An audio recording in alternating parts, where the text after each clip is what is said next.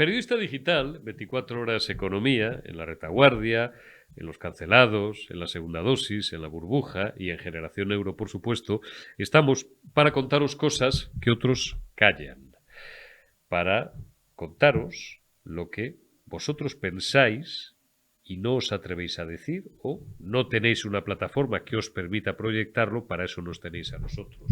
Había un eslogan hace muchos años, muy afortunado, de un medio de comunicación, que rezaba exactamente así: tú lo piensas, nosotros lo decimos. Bueno, pues ese eslogan, que estará registrado, y no quiero yo entrar ahí en más Honduras, pues lo podemos hacer también en parte nuestro. No espero que nadie se enfade porque es un eslogan de hace muchos años. Voy a dar el de otro medio de comunicación, hombre, que antes era un medio y hoy en día es una fábrica de manipulación, de mentiras y una emisora infecta. Aquello de si algo pasa, está la... que era el nombre de la radio esta. Y entonces te sacaban una foto de guerra y de Felipe González con un micro de un color muy llamativo, con el logo de aquella radio.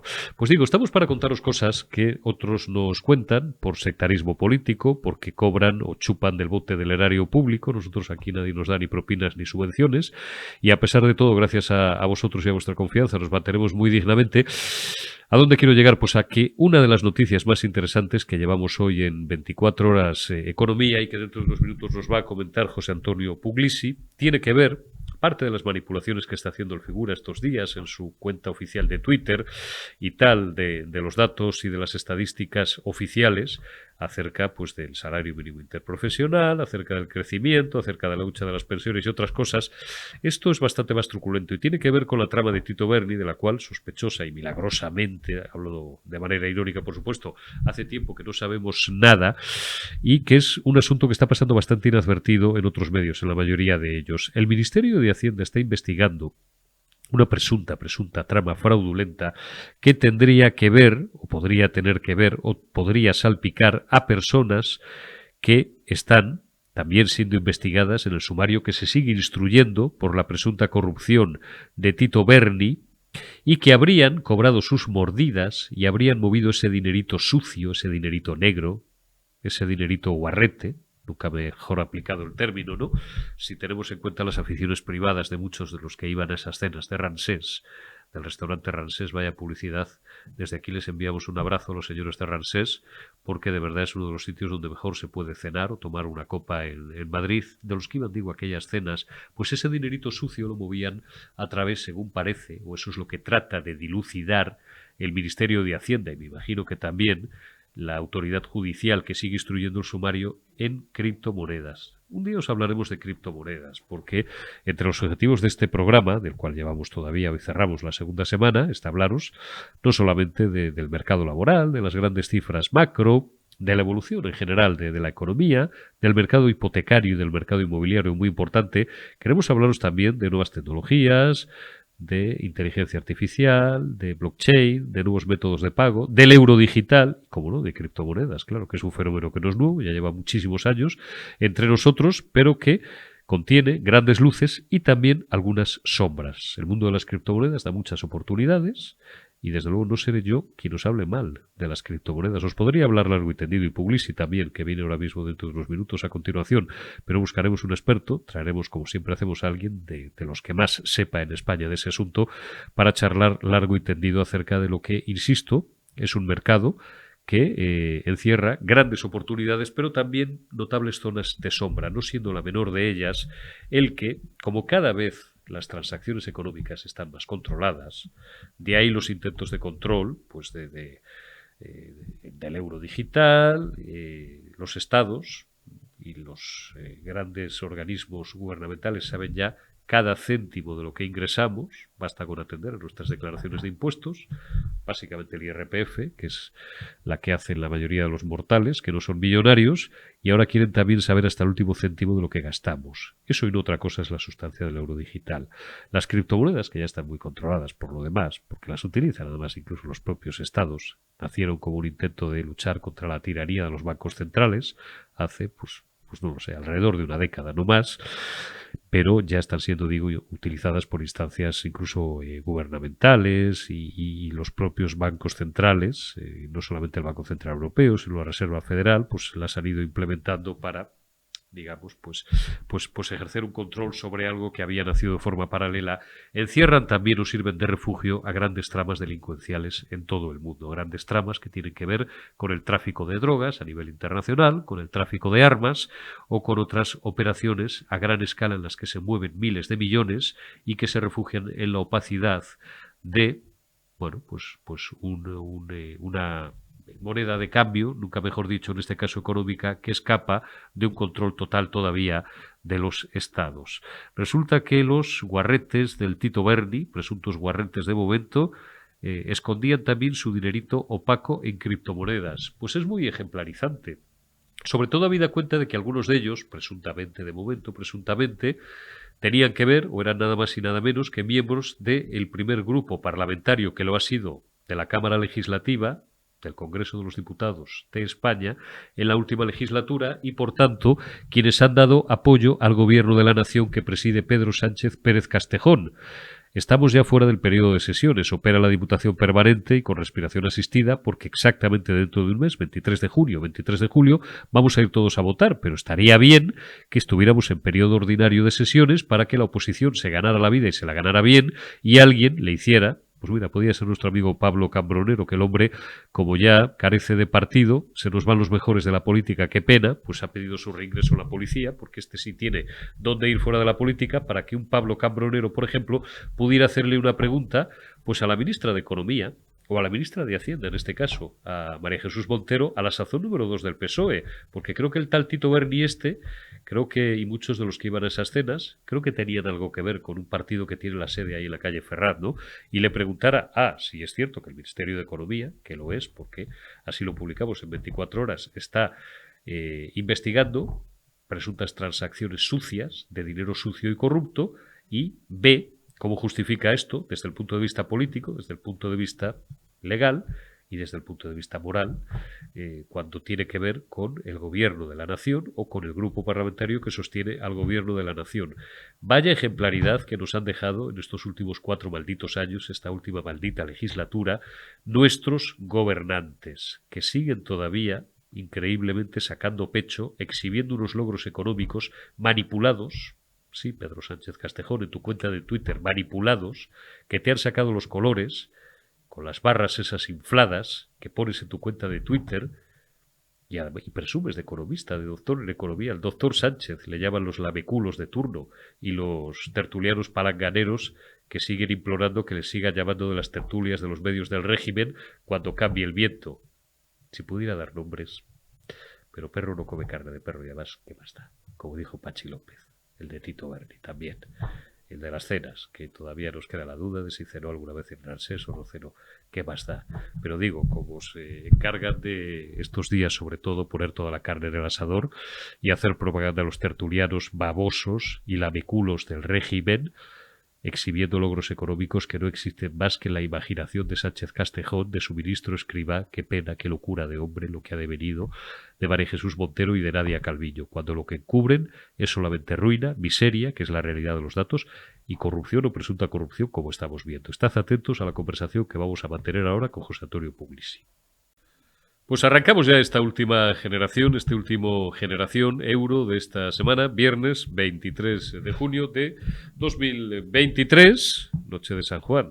Noche de San Juan, cuidado con las hogueras, y nos lo vamos a plantear también de una forma absolutamente relajada, tal como hemos hecho con la retaguardia, haciendo un poco balance de la semana, de una semana que ha sido muy importante y muy intensa, y en el caso de este programa ha sido pues nuestra segunda semana también con todos ustedes, con todos vosotros. Han circulado por aquí, como os decía también en la retaguardia, buena parte de los mejores economistas de España, ya en 10 programas apenas, en 9 programas. Si contabilizamos hasta ayer, hemos tenido a Daniel Lacalle, hemos tenido a José Ramón Riera, hemos tenido a Marcos de Quinto, hemos tenido a José Carlos Díez, hemos tenido gentes tan importantes del sector empresarial, líderes como Jesús Gilmarín, hemos tenido a María Matos, portavoz y directora del Servicio de Estudios de Fotocasa y una de las personas, una de las mujeres que más sabe del mercado inmobiliario en España.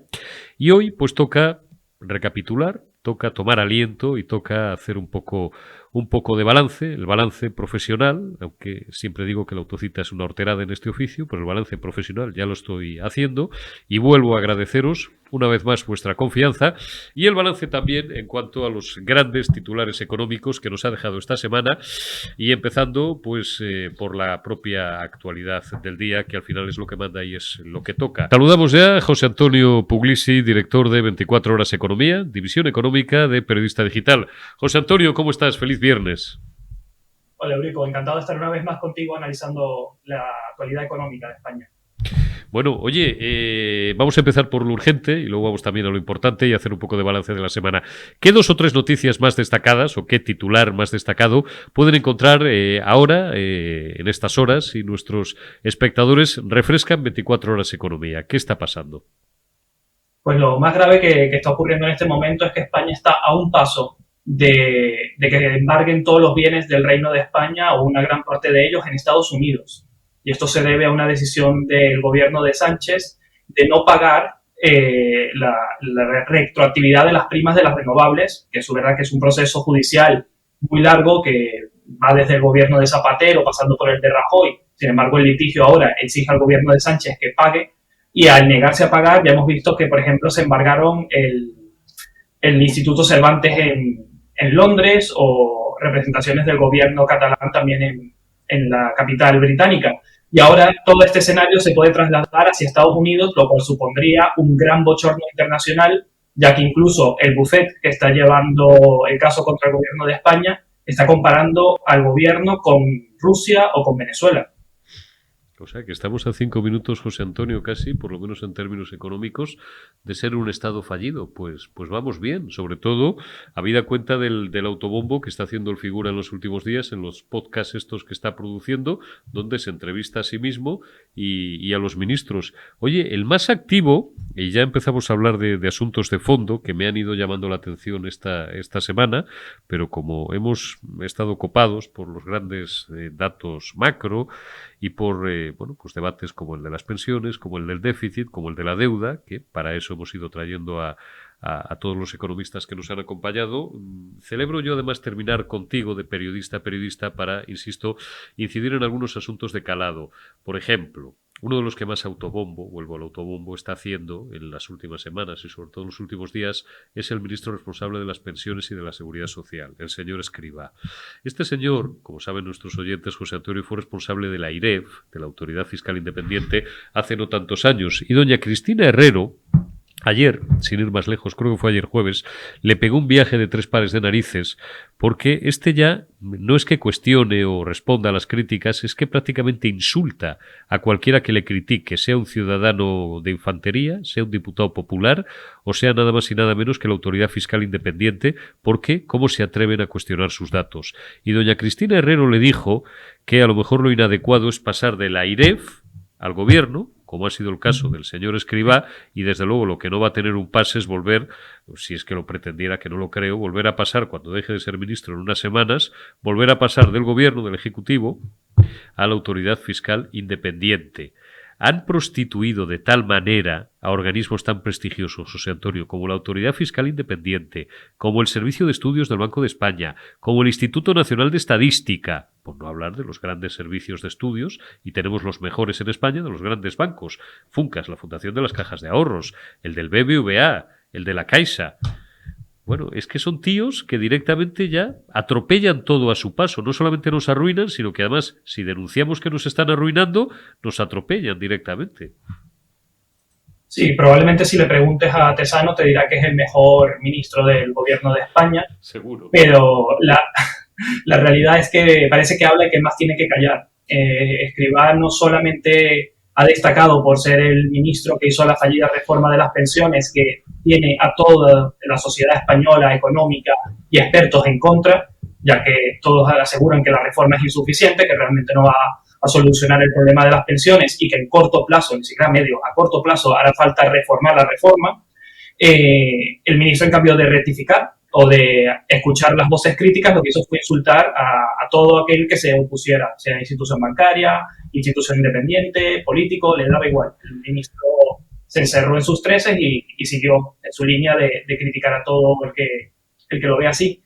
Sin embargo, es que Escrivá es el propio ministro, el primero en toda la historia de la democracia española, el primer ministro de Seguridad Social que casi tiene una huelga. Es el único en toda la historia, en 40 años. Y lo obligó a sentarse con los sindicatos, a pasar por el aro, a aceptar todo lo que ellos le pidieron para evitar este bochorno. Pero estamos hablando de que es un escenario grave. Más aún cuando se ven las cifras que dejan dentro del ministerio, estamos hablando de una deuda de 100 millones, superior a 100 millones. Entonces, el ministro Escrivá realmente, por mucho que se siente con Sánchez, hagan la broma y se hagan esta campaña de autobombo, realmente su gestión está dejando mucho que desear. Y eso que hay muchas figuras dentro del ámbito económico que le tienen aprecio y que consideran que es un gran técnico. Sin embargo, ese gran técnico se quedó en nada cuando empezó a aplicar más políticas marcadas por Moncloa o marcadas por intereses políticos que por la lógica económica. Pero le están fallando las formas, porque fíjate, José Antonio, que esto es una historia que tiene también, o repetida en otras figuras del Ejecutivo, pues empezando por la propia vicepresidenta primera, por Nadia Calviño, que fue directora general, como todo el mundo sabe, en Bruselas, tenía una consideración relativamente notable como economista, ¿no? Y aquí pues hablamos con los mejores en privado y no solamente con los de nuestra misma tendencia, con los más liberales. Oye, el otro día teníamos a José Carlos Díez, que es un hombre pues que le hizo el programa económico en su día a Susana Díaz, cuando compitió por las primarias del PSOE con Pedro Sánchez. Todo el mundo te dice lo mismo. Nadia Calviño, en el caso al que vamos ahora, Sí. pues una reputada directora general en Bruselas. ¿Te acuerdas de aquella foto cuando se despide de Bruselas, viene a asumir la cartera de Economía, 100 tíos allí aplaudiéndola en las escaleras del edificio de la institución europea? Y aquí, macho, no sé qué les pasa, que entran en política, les hacen como la lobotomía, les atontan técnicamente o directamente les abducen, que yo creo que algo de eso hay, porque alguien que es bueno en lo suyo, alguien que es un buen periodista, que es un buen jurista, que es un buen economista, que es un buen ingeniero, pues no se le olvidan las cosas en 2 semanas o en 48 horas, ¿no? Yo creo que al final la ideología y el sectarismo lo contaminan todo y se convierten en unos mediocres gestores y además se van adornando, incluso en el caso, porque Nadia Calviño tampoco era una persona extraordinariamente soberbia, no tenía fama de eso, sino todo lo contrario, era apreciada por sus colaboradores, se convierten y a Escrivá, pues lo que dicen es que le fallan mucho las formas, se inducen de una soberbia que les hace despegarse del suelo y de la realidad. ¿Qué va a hacer también Calviño Sí. cuando deje el gobierno, José Antonio? ¿Dónde va a ir?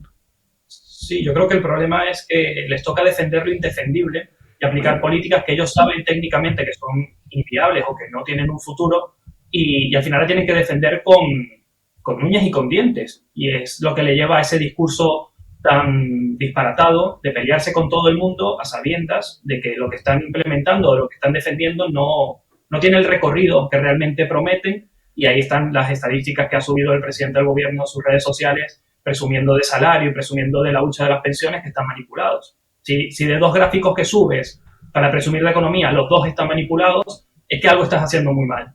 El futuro de Calviño, tenemos información en 24 horas de economía sobre hacia dónde quiere ir la ministra y hemos visto que, bueno, que ella, igual que Escrivá, no forma parte de las listas del PSOE en estas elecciones, asumen ambos las riendas económicas de la campaña, pero es una apuesta, es un órdago a todo o nada. Ellos ya, al no formar parte de las listas, dejan claro que no quieren formar parte de la oposición y Calviño tiene la mira en el Banco Europeo de Inversiones. Quiere liderar esta institución, tiene el equipo jurídico del ministerio trabajando para garantizar que pueda presentar su candidatura fuera de los plazos y la institución le ha dado el visto bueno, por lo cual Calviño, su gran apuesta es que si no logran el 23 de julio renovar el gobierno, irse al Banco Europeo de Inversiones como presidenta.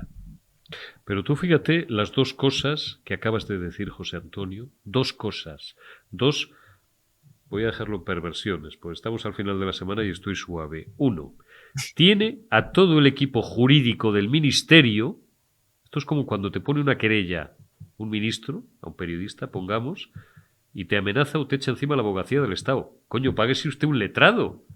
¿Pero qué coño es eso de echarme encima la abogacía del Estado? De utilizar medios públicos para cuestiones particulares suyas. Tiene el equipo jurídico del ministerio trabajando en un tema formal y, lo segundo que has dicho, en poder presentar su candidatura para su promoción personal, porque claro, hay que buscar curro después de ser ministro, porque hay que pagar el chalet y habrá que pagar los gastos que tenga que pagar la señora Calviño para poder presentarla fuera de plazo. O sea, Sí, estos tíos realmente viven en otro planeta, viven fuera de la realidad de la ortodoxia y del cumplimiento de las más elementales normas a las que estamos sujetos el resto de los mortales. sí, lo más preocupante es que le han dado el visto bueno y que ese visto bueno no solamente afecta a España, sino que otros países se pueden adoptar esta resolución o esta decisión del Consejo Judicial de Administración, Judicial del Banco de Inversiones, Ajá. y presentar también su candidatura fuera de este plazo, lo cual un poco disparate considerando que los plazos se establecen para algo. ¿Y tiene alguna posibilidad esta señora de presidir?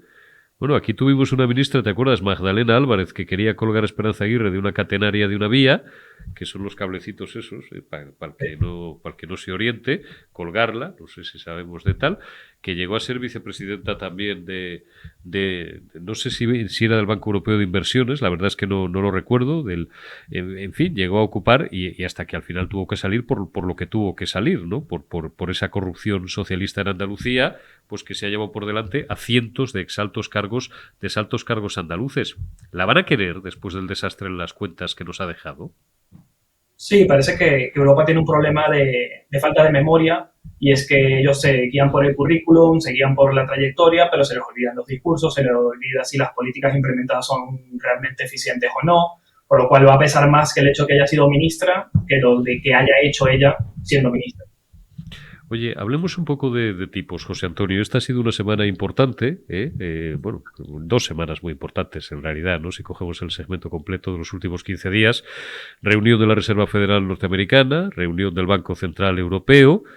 Hablábamos el otro día un rato con alguien que sabe y sabe mucho porque ha asesorado en Bruselas acerca de estos asuntos y les ha ayudado a los responsables comunitarios, como es José Carlos Díez, a completar esa parte del cuadro macroeconómico. La curva de tipos sigue en un mercado quizás más suave para no estrangular del todo la economía, pero sigue en una curva ascendente. Nos explicaba ayer María Matos que tenemos ya el Euribor rondando el 4%, con lo cual una hipoteca media, pues para cada familia supone entre 250, 300 euros más, lo cual es una pasta. ¿Tú tienes la previsión, porque ves todos los días muchos indicadores y muchos informes económicos, de que esta tendencia puede continuar cuando menos durante los próximos meses? Sí, es preocupante, pero se prevé por lo menos un incremento más de los tipos de intereses en la Unión Europea y se prevé que no sea hasta septiembre que se decida congelarlos, ni siquiera bajarlos, sino simplemente dejarles como están, lo que hará que el tipo de interés estará entre un 4,5, un 5. Es una tasa muy alta que incluso se alcanzó esta misma semana en Reino Unido.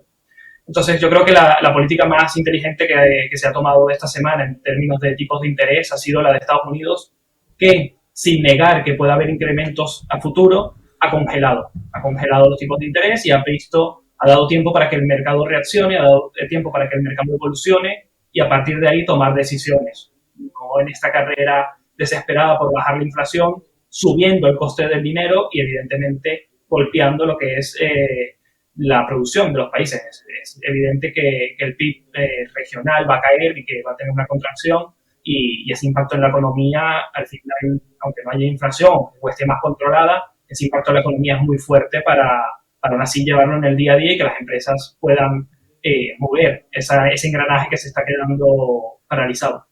Está meridianamente claro. ¿Y tú has establecido, tú crees que pueden llegar hasta un 5 o casi hasta un 6% los tipos? Porque eso hacía décadas que no lo veíamos, ¿eh? Yo ya peino los 50. Sí, un 6% quizás es mucho, pero el 5%, 4,5, 5 son datos que sí se manejan y son datos que realmente para una hipoteca variable suponen un gran impacto para la familia pagar estas letras. Oye, hombre, claro, tú fíjate, el roto que te hacen en un recibo o en las cuentas en tu plan mensual de gastos, el roto que te hacen 300 euros más de hipoteca, ¿no? A ver de dónde lo sacas cuando tienes que pagar a lo mejor la letra del coche, quien siga teniendo coche propio, lo cual, pues no sé hasta qué punto sigue siendo rentable, tienes que pagar los colegios de los niños, tienes que pagar los gastos de alimentación y los gastos corrientes de la casa. Ponme, Omar, un pantallazo que te acabo de pasar que quiero comentar con José Antonio. uno de los asuntos más destacados que llevamos en 24 horas Economía es este que estáis viendo ahora mismo en vuestras pantallas. Perdonad que a veces me separo del micrófono, me decís la crítica y con toda la razón. Y ello afecta a la calidad de mi sonido, pero por mi culpa. La política de la mentira. Así manipula Sánchez los datos del salario mínimo interprofesional y de las pensiones. El presidente del gobierno publicó en redes estadísticas, se acaba de referir José Antonio a esto, en los que se ha inflado el tamaño de las barras o se habla de proyecciones como si fueran reales. Esto, José Antonio, que ayer lo comentamos mínimamente con Marcos de Quinto, quiere decir que, por ejemplo, si os fijáis, no os voy a castigar con los tuits del figura, ayer quise sacarle alguno a Marcos, pero dije, ¿para qué? Por ejemplo, salario mínimo, 1080, ¿no? Y ves la línea de puntos, que se supone que marca el 1100, y ves la barrita un poquito por encima del 1100. O sea, son burdos hasta para esto. Y este tío, ironizaba yo ayer con Marcos, este tío es economista. Y bueno, dicen que copió y que plagió su tesis. Y habrá gente que le compre esa mercancía. Sí, porque realmente el problema es que los gráficos son tan visuales que la persona se queda con la imagen, no se queda con las cifras y la comparativa. Incluso lo de hacer los puntitos, que es una labor tan básica, la persona, el lector común no lo suele hacer. Pero es que es impresionante que todas las cifras están infladas, solamente las que están teñidas de rojo. Todas las cifras anteriores, que son los salarios base antes de las políticas implementadas por el gobierno, coinciden perfectamente con la tabla gráfica. En cambio, todos los que son parte del gobierno, pintados evidentemente de rojo, están todas las cifras infladas, siendo la última la que más se nota. Y eso ocurrió lo mismo con la hucha de las pensiones, siendo aún más vergonzoso, porque el gobierno disfraza de estadística positiva, de incremento de millones de la hucha de las pensiones, previsiones. Son simplemente previsiones. Son datos que ellos creen que se puedan alcanzar, datos que ellos se imaginan, pero ni siquiera dan la información sobre qué sustentan estas previsiones, que simplemente ellos agarran y te hacen una estimación hasta el 2046 y con una flecha roja pintada como si eso fuera datos de logrados durante el gobierno de Sánchez, por lo cual son evidentemente una manipulación, porque incluso los datos logrados por el gobierno de Sánchez están teñidos de azul, como si fueran del Partido Popular. Está claro, efectivamente, los pintan de azul en clara asociación icónica, ¿no?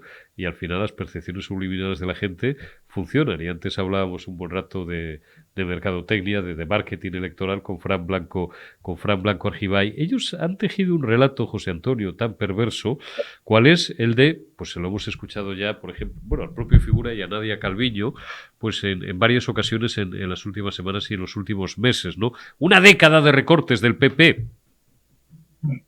Una década de recortes. Dices, pero si vosotros, en fin, lleváis el tiempo que lleváis, ¿no? Mariano Rajoy estuvo solamente 6 años y medio en el poder, no llegó a 2 legislaturas completas. Por tanto, de parte de ese segmento que estás cogiendo, los recortes serán de vuestra responsabilidad. Es que hay gente que tanto han repetido la idea que han conseguido que cale, que piensa que en el 2008, en el 2009 y en el 2010, que es cuando se producen los auténticos y brutales recortes en España, congelando pensiones y bajando el 5% de los funcionarios, gobernaba ya Mariano Rajoy, cuando había un tío en Moncloa que se llamaba José Luis Rodríguez Zapatero, que estuvo hasta el 20 de diciembre del 2011, que hubo elecciones generales, y luego otro mes o 5 semanas, que fue lo que tardó Mariano Rajoy en tomar posesión. Pues ha conseguido hasta que cale ese imaginario. Sí, el gobierno está apostando por un discurso económico, y lo ha dicho el propio Sánchez. Él dice que es un mito que solamente la gobierna gestione bien los recursos económicos. Entonces, Sánchez, ¿qué escenario tiene? Él sabe que tiene una población ahogada por la inflación. Tiene una población con salarios que no alcanzan para pagar alquileres, viviendas. Tiene una población que no encuentra trabajo. Él tiene una población con demandas económicas del día a día que él no sabe cómo afrontar. Por lo cual lo que hace es inflar las cifras del empleo, manipulo los datos, empiezo a buscar la forma de rebuscar la economía para dar a entender que vamos bien, que vamos como una moto, cuando realmente los datos y la economía de calle demuestran que la situación es totalmente contraria.